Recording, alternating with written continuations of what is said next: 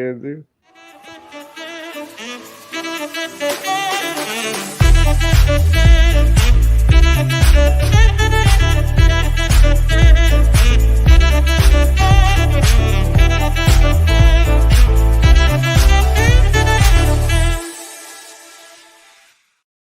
The gang's all here. I'm proud of us.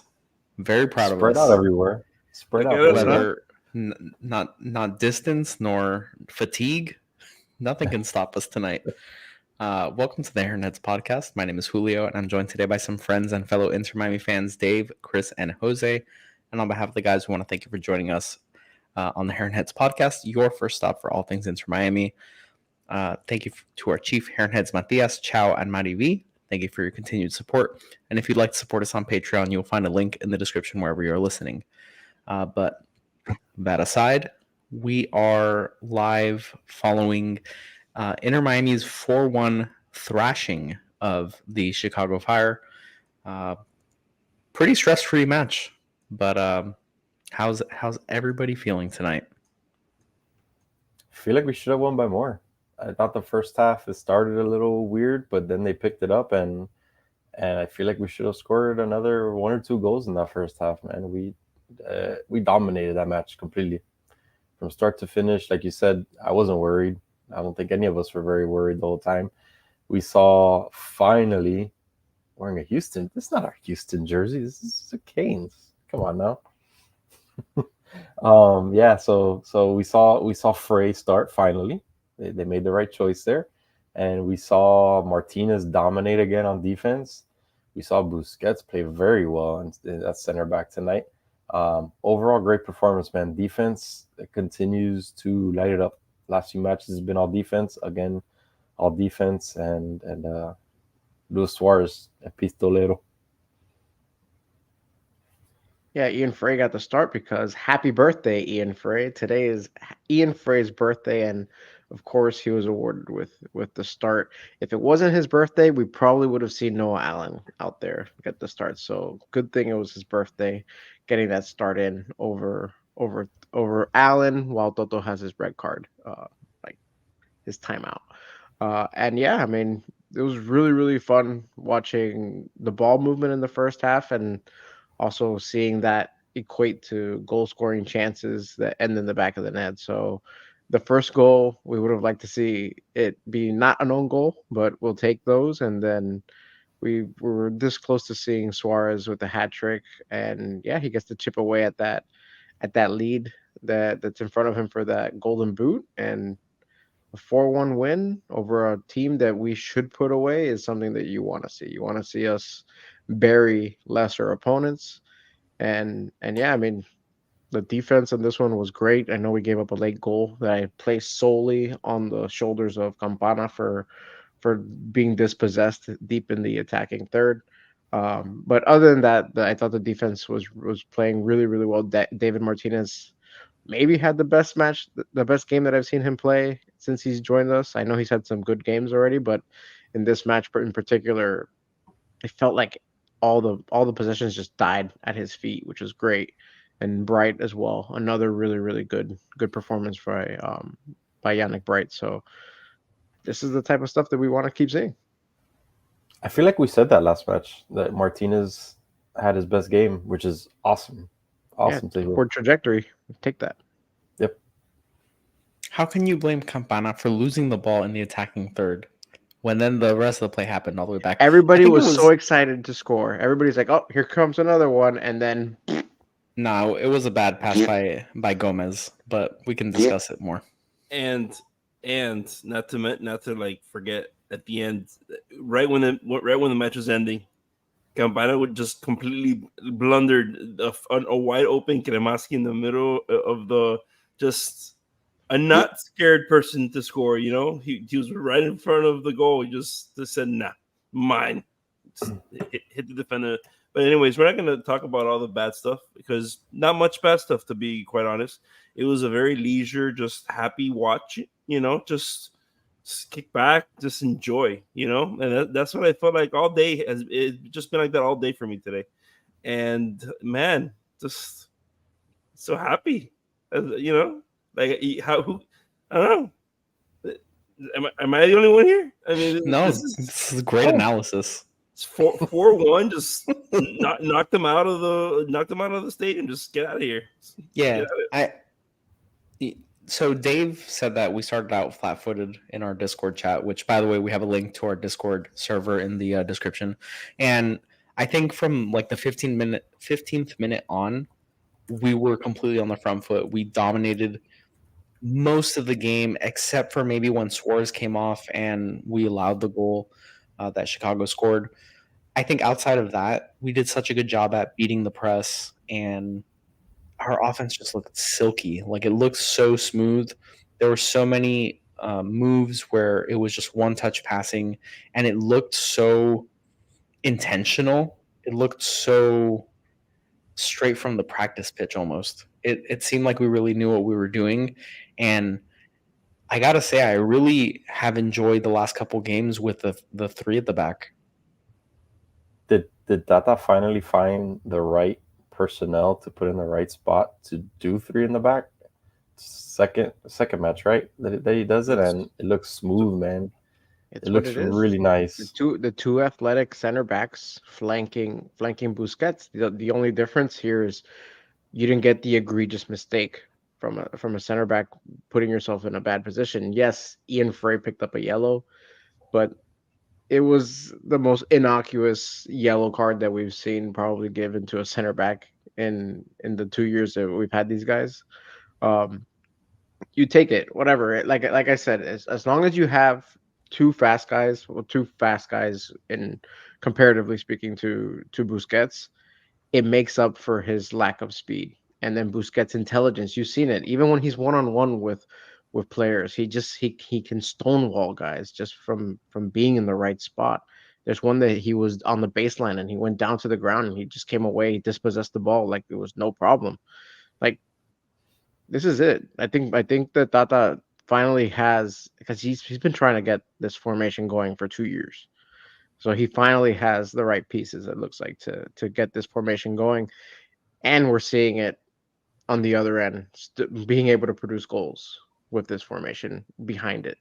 Because it's always been one or the other. It's either been we're producing goals or we're not defending well, or we're defending well and we're not producing goals. So it looks like we finally have that balance with the formation that he's honestly wanted to deploy from day one.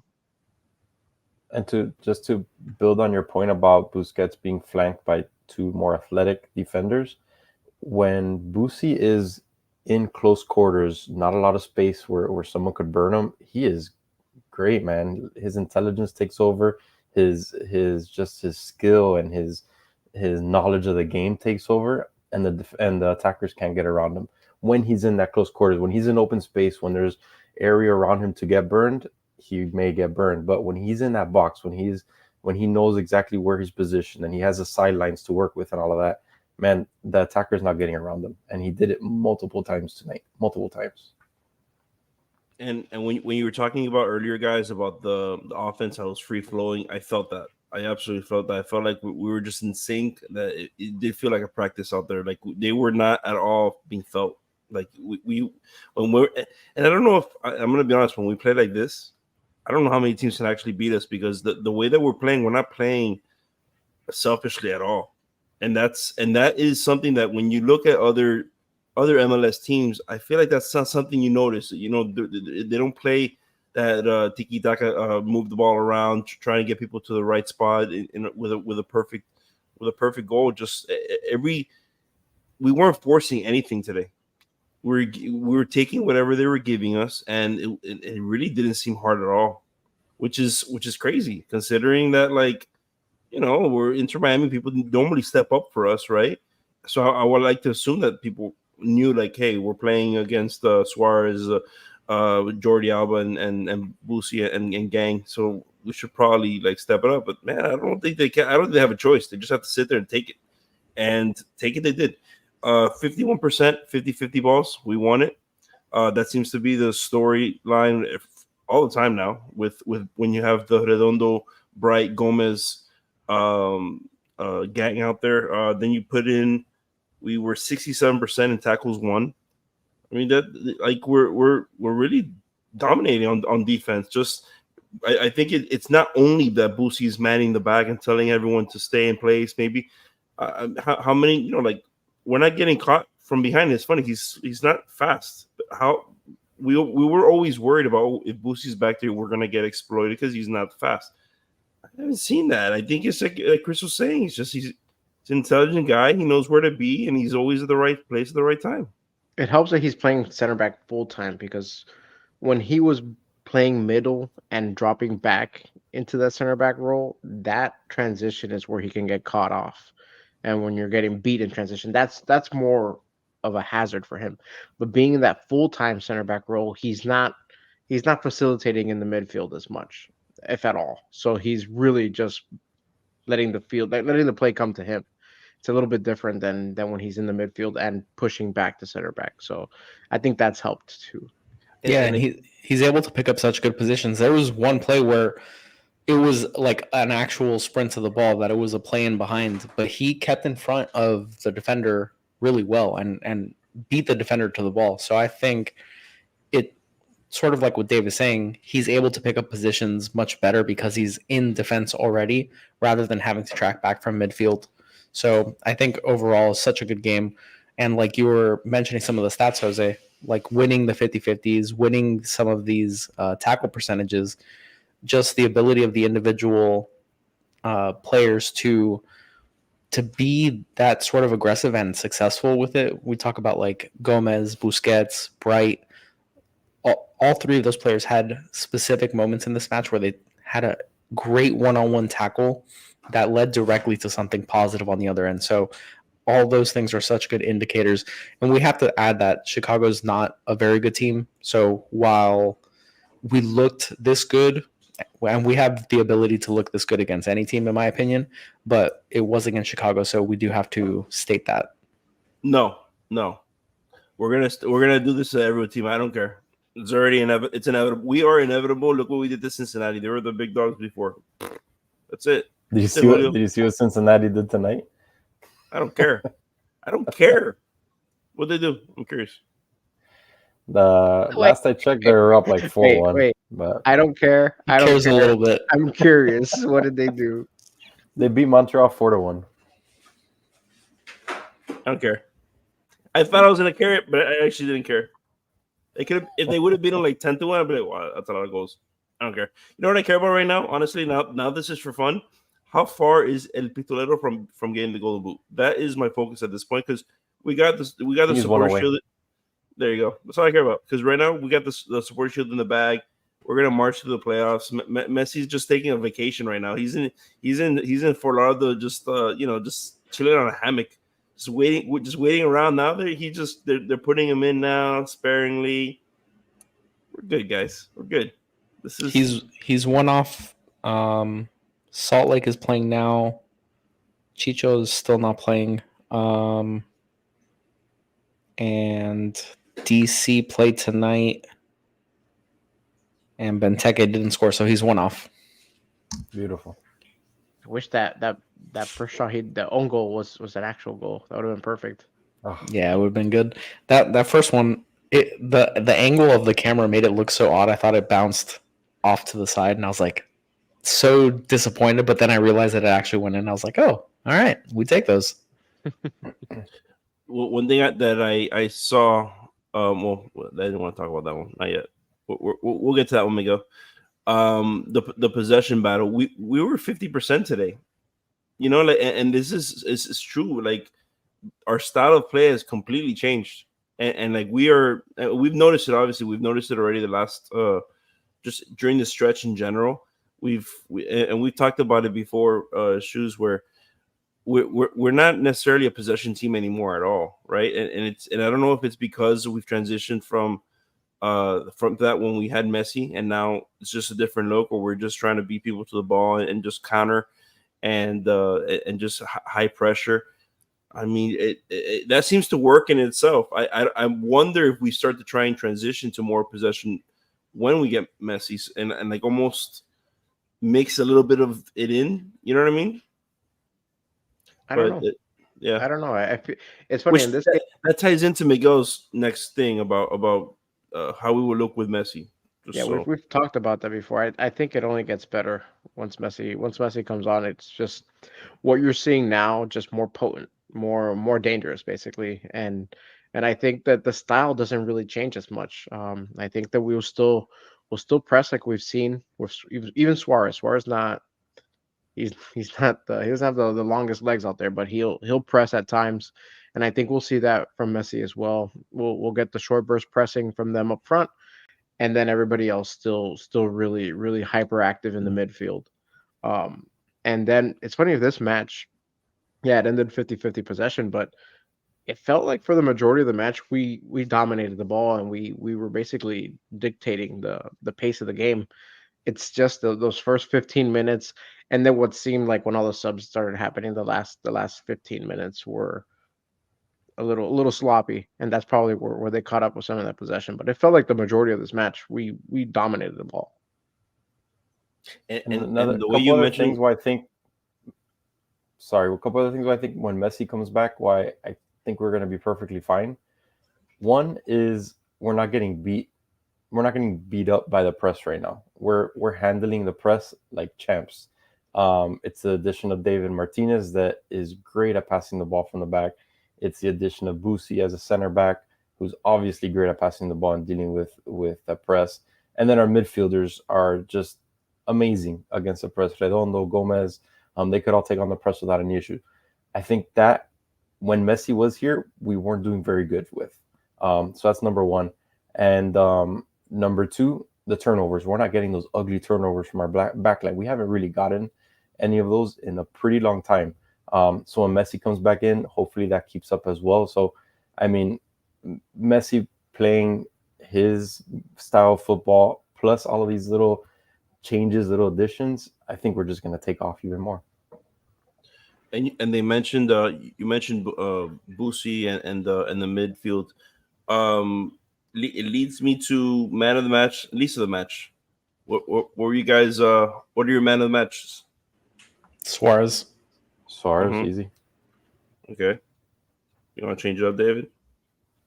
I mean, I He got a believe, yellow card. He got a yellow card. yeah, but he had 2 goals and he forced the own goal, so I believe it has to be Suarez running away. 8.6. Yeah, he got it. It's Obvious. obvious. All right. Well, it's not so obvious. Boosie had an 8.0. But he had a great game 6 today. away. He had a great game. You guys, Least of the match. That's the one that's probably more interesting. you're gonna Gressel. all right, Gressel. Who do you think, Julio? Least of the match. I'm gonna say Frey. That's How who about I was you, gonna. David? That's what I was gonna say. I was gonna say Frey, but I'll change it up for the sake of It's his argument over birthday. here. Yeah, I don't wanna pick on It's him on like his birthday. he So literally likes our posts and you know stuff. what? I'm gonna say Cello just because I didn't notice him. That's a good thing. I'm gonna be honest with you. It was Frey 6.3. Happy birthday! Not so happy birthday, Ian Frey. You had a terrible game. Um, Graded on a curve. it's way worse than everybody else. I mean, I don't know what to tell you. Yeah, and then we keep mentioning Bright. We keep mentioning David Martinez. 7.3 for both of them. Pretty good. And How that's with about Gressel? Martinez Because picking up a I didn't yellow. really see anything from him today. That's it. 7.3. Gressel, I don't know Gressel's score, but I mean I mentioned it in the Discord earlier Did you want that me to look up Gressel's? Gressel's just he has a chance to score like every game, and it's just like very pathetic finishing attempts. 6.7 Gressel. Yeah, I think the chance that he had was pretty tricky. It's the one that he had to like toe tap, right? Yeah. I don't hold that against him. I felt like he did the least amount that he possibly could have done. Like he just tapped it right at the keeper. Like do something else. Do something I else. don't hold it against him. You don't hold anything against I anybody. think You're this such a nice guy. Gressel's slowness was on display. It's not I think it's Campana's just a fault. It's not byproduct Gressel's of fault. lack of Just- athleticism. It's Julio guys an apologist, Dave. Julio's in the keys. He's just very laissez-faire today. That's He's like, right. "Oh, Very. everybody's okay. That's right. Beach vibes, Okay. you know. I mean, I'm gonna tell you right now, we just put just belt to butt today, so I'm not even gonna get mad at anybody. I mean, it is what it is. 4-1. The Canes dominated the gate. I mean, just good vibes out here. Show the shirt again, Chris. People need to see. There you go. That's it. I put up a comment saying it says if it's Aviles, meaning Toto, he would have been the only player with 2 reds in the game. Brings up my next question. Is there any sort of or actually we spoke about last episode that center back was very thin and we couldn't really penalize Toto too much or just put him in the doghouse for a little bit. But after tonight's performance with Ian Frey, I know they don't like to start Ian Frey too much. Does your opinion change? Do you think Toto kind of just gets a little penitencia or not really? I still think that they internally like Toto way more than Ian Frey. I do. Remember, they spent money. They spent money bringing in Toto, as opposed to Ian Frey, who's homegrown. So they do prize him a little bit more right now. Also, like Frey is coming off those major injuries, so they're not sure how much they can depend on him game in and game out. So they are being cautious with him, and I understand it. But yeah, I mean, from what we've seen, like Ian Frey has been more consistent game in and game out, but again, very small sample size too. So we do have to take that into account, and I can't fault them too much for continuing to rely on Toto as much as they can. Like as long as they're smart with taking him out, then I'm okay with it. I'll jump in because Jose muted, but Toto I think is a better center back. He loses, like, his lack of awareness is the frustrating thing, but he is a good center back otherwise. And I think more what we're clamoring for is Frey over Cello. And while I think Frey did a good job at center back, he didn't do anything spectacular. Not that I expect anything spectacular from any of our center backs, but I would much rather see Frey over Cello than Frey over Toto. I think Toto brings a lot as center back, frustrating as he may be.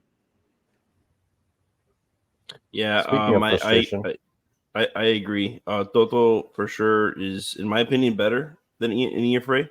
I just don't like that. Like he's unconscious. Like just constantly just delivering yellows for us. It's annoying. It's getting to a point where it's just annoying. It's like but that's also Shoes put it today that we picked up 5 yellows today. Like it wasn't even a hard game. Like it wasn't even a high tension game. I don't understand. Like, okay, one thing is like one of them was kind of ticky tack in my opinion. There was one that Redondo got, I believe, that I was Frey, like, Frey's yellow I think was unnecessary. Like it was just a soft call. Yeah, Frey, the I don't get mad at that. Frey was stopping a breakaway on the path. Yeah, it was stopping a breakaway. I think that was pretty clear. I think that was on purpose smart. too. It's not like he just happened to be in the way. No, that one was smart. He stopped the breakaway. That's fine. But I'm talking about, like, there's some that are bonehead that we see and we're like, why? Or like today, like Luis Suarez at the end, like you just had a brace, and I mean, in my personal record book, he had a hattie. He had a hat trick today. That's my personal record book. It's not his fault. The guy's dumb enough to be used as a backboard. Not my fault. He literally just got it in there from his boot to the back of the net. I don't care how he got there. It could have ping pong and hit every single person on the team. That was still going thanks to Luis Suarez. However, just hop off. Just get out of there and have have some mate, right? That's what they like to have on the side. Is that what it is, mate? I think so. A little cup, yeah. I just wanted us to not respond. Just let him. I know that's what it is. I just tread water there. I don't know if you guys have had it. I don't like it. You get a little grass in your teeth.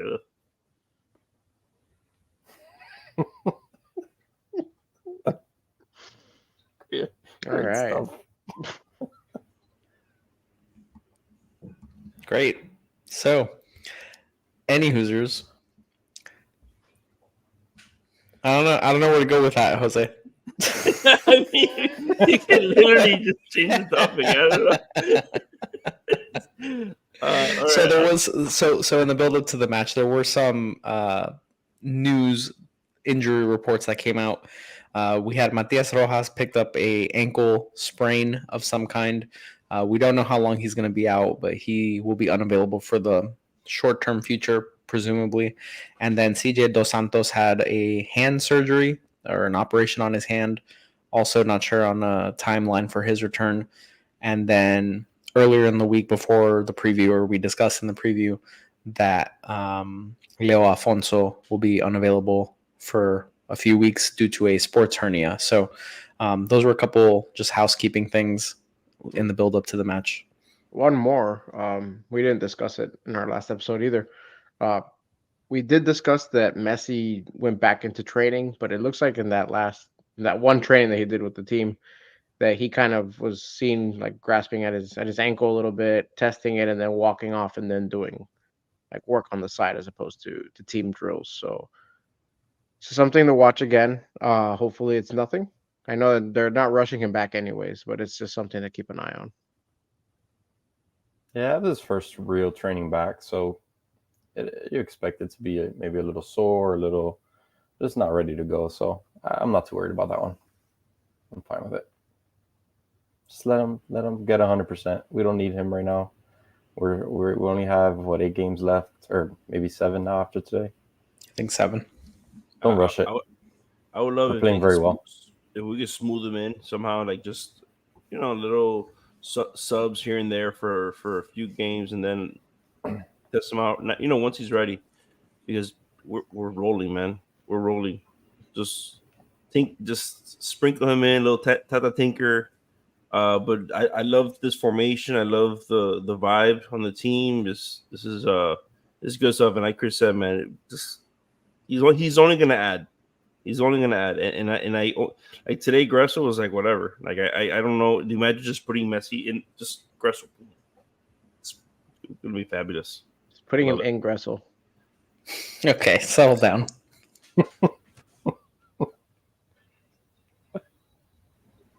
Settle down. So yeah, the next couple matches, it's interesting. So we have Philadelphia at home, then we travel to Atlanta, and then travel to New York City, NYCFC, and then we host Charlotte, go to Columbus, go to Toronto, and host New England at home.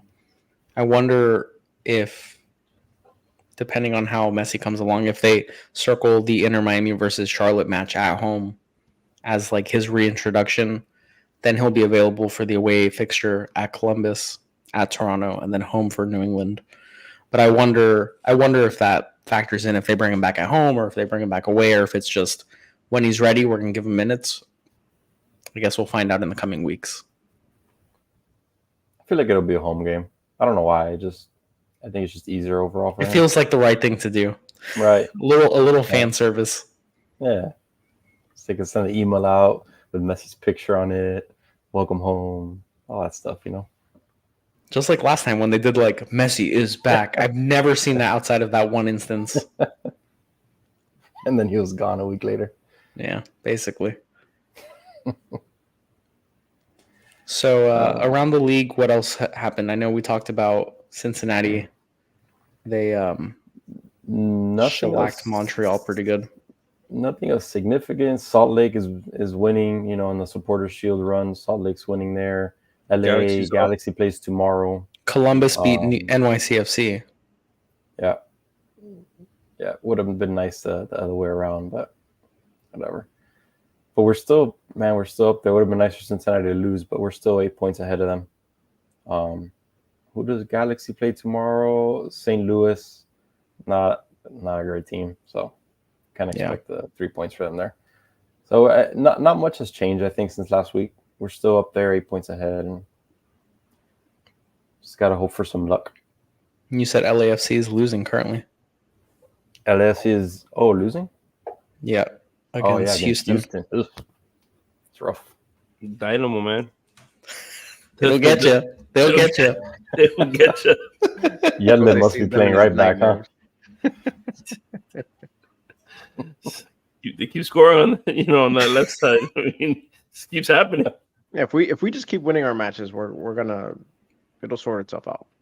That's you know what? That's incredible. Incredible analysis. Wow. It doesn't matter. It doesn't matter what anybody does. Guys, I got it. If we just keep winning, Yeah, we don't You have to got it. look at. We don't I have mean, to look at what's if we go happening. through, there's two matches that you would like seriously be like, I could see it go either way because they're away fixtures against good teams. It's the match against NYCFC in New York and the match against Columbus Crew in Columbus. Those are the two that you could say, okay, those are going to be really tricky fixtures. The other ones, we have to expect to win every single one of them. So the Supporter Shield really, it's going to come down to those two matches potentially, assuming everyone else can keep pace. But we're obviously in a very good position right now. We just need them to fall a few times. That'll really Like once. that'll really just get us to just enough cushion to like not even worry about it really. If any of these teams stumble like one more time, it's pretty much over. Like that's how much of a lead we have at this late stage in the season. Yeah. It's still mind-boggling to me that we've done this without Messi for 2.5 months or whatever it's been. I mean, no one would have expected this. No one would have said it would have happened. Look at those stupid And look chants where in we're at. Cincinnati. You need Messi. You need Messi. It's Yeah. incredible. Well, they hung around so long in that first stretch of the season, Cincinnati did, that when we went into the Copa America break, it was such an easy argument to be made that when with Messi leaving, with Suarez leaving, who was going to fill the void? I mean, at that point, they had like 25 goal contributions between themselves at least. So it was such an easy argument to be made that Miami was going to fall off and just lose the lead in Cincinnati with the way they were playing. We're just going to run out so far ahead that it was going to be hard to catch them. But then we just kept winning and Cincinnati kept losing. And it just worked out so well for us that, here we are. And I think that race, that competition is done and dusted. This is a great question by Carlos. You guys think that we have a shot at the record? 5 more wins. 5 more wins. We play. We play like we played tonight. Oh yeah. I just did this, Jose. All right. So Philadelphia, Atlanta, Charlotte, New England. That's very. Yeah, easy. I think we have a chance to get up there. I don't see why not, given how we're playing. Barring any unforeseen injuries, obviously, I think we're playing well enough that we can do that. And there's a good mix of home fixtures there. There's a couple tricky away fixtures, like even Toronto away is kind of tricky, but they don't scare me, We lost them over there, right? Or was that Montreal? Yeah, I think that was Montreal beat us. Yeah, and when we went over there, it's a long plane ride over there, but come on. What are you talking about here, I don't know anymore. So the next match is actually 2 weeks away. We get a short little break here. It's an international break, if I'm not mistaken. An MLS observed international break, which is unusual to say the least. But next match will be against Philadelphia Union on the 14th of September. So get a little bit of a break here, and then we'll be back in action. And then I think it's just a sprint for the home stretch. So hopefully we'll be able to get a couple people back healthy. We should by then have we should have a clearer view of like a timeline of return for some of the players that are out. And hopefully we'll know more specifically on Messi when he's expected to return, because we are expecting him to come back before the end of the season, and that is quickly approaching now. Shoes, it's an interesting question. Does anybody that if we were to say that if one person gets injured from our team, would that stop us from winning like today, like just in general? I would say what's holding us all together, like with the glue, in my opinion, I've always liked the Alba attack.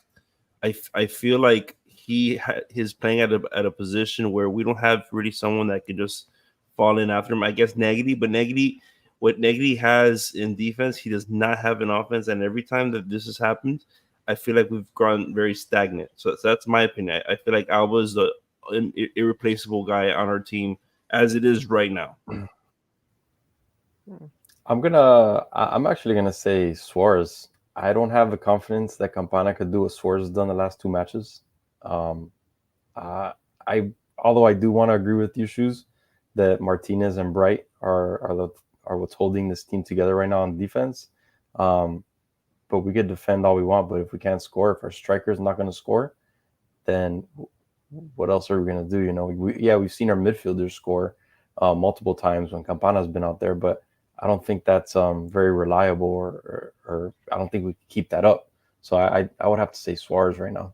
Yeah, I agree. I mean, assuming Messi's not on the pitch, Right, just the team as it is right now. Right, losing Suarez would hurt more than anybody, but Martinez is an interesting choice. I know we had to deal with so much of the season without Martinez that it's kind of hard to make him be that invaluable player that we can't lose right now. Gomez But too. we've seen it with Suarez that when he's not on there, the attacking third is just toothless at times, and it stinks because Campana, has the capability of really being able to drain some goals, but for one reason or another, it just hasn't clicked for him this season, and yeah, that's why it has to be Suarez. Yeah. Well, the question says, do we have anybody that we can absolutely not lose to injury to keep our streak going? And I don't think we have anybody that we can. There's not like if we lose a player, we're going to fall off the face of the earth. I think Suarez, Alba, if we lose Busquets, like all those things obviously knock us down a rung. But in my opinion, we are so deep at every position because I was thinking while you guys were talking, I think Busquets and how we've been able to move him back. But like, okay, let's say Busquets gets injured. You still have like such a good mix of players that you can put in there, whether it be at midfield or defense, that it like we would survive. It would be okay. I think Suarez would have the greatest like drop off because Campana has been really just not good all season. And yeah, I just don't think there's like a singular player that would make us fall off hard. We've survived the loss of Messi for 2.5 months. If we survive with that loss, which that was surprising to me particularly. I that in itself was surprising. Well, because we hadn't seen this team really do anything without him. I mean, what was the conversation of how many losses in a row we had without Messi being on the pitch? So yeah, it wasn't like a foregone conclusion that this team would thrive without him. So yeah, being able to see, I mean, it's a blessing in disguise that being able to watch this team really develop without him gives us more confidence that we can survive any one person really falling off the face of the earth. But luckily, knock on wood, we haven't had to deal with any major injuries outside of the center back position, which they seem to be dropping like flies. But we seem to be okay, and we're only going to get healthier with Messi coming back. If Tata gets hurt and he's not playing, if he's not on the pitch coaching, that will probably fall off. How about that? I don't think we're gonna have to cross that bridge. Irreplaceable. Tata in forever. Mike is so angry. Mike must be so angry right now. How dare you, Jose? Tata in the Hall of Fame. Well, all right. On that note, we have a match in 2 weeks. That's all, folks. We have a match in 2 weeks, so we'll be back in a week and a half to do a preview for that game. I'm sorry, against Philadelphia. So until then, thank you to everyone who hung out with us. Please like and subscribe if you haven't already. If you guys are watching on X, please repost, follow, all that good stuff. And thank you for joining the Heron Heads podcast, your first stop for all things Inter Miami. And we will catch you on the next one, guys. Have a good one.